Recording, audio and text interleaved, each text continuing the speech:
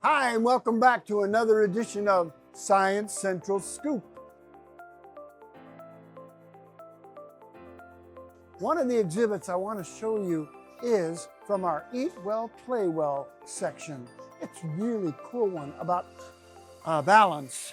Eat Well, Play Well is an interactive exhibit that helps visitors discover the science behind healthy living. Through hands-on activities, guests can explore nutrition, learn about portion sizes, and find fun ways to stay active. So exciting to learn about different exhibits on the floor here.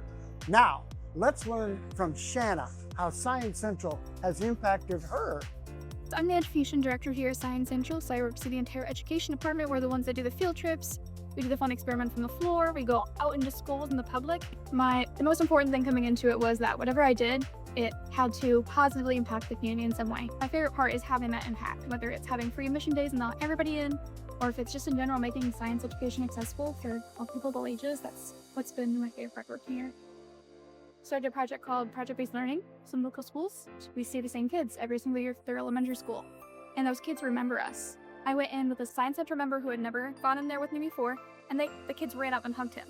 Not because they knew him, but because they knew he was from Science Central, and that means he's here to educate us and to be part of our education experience. Shanna is a great example of how Science Central impacts more than just in the building, but all over the community too. Last week, our camp was held right in this room, and it was called Clue Chasers. A whole lot of fun for a whole lot of kids. Campers solved the case of the missing Stuffee while investigating evidence, interrogating suspects, all while learning more about science. Hey, thank you so much for watching this edition of The Scoop. You know, without your support, we couldn't do it without you. See you next week when we get the scoop.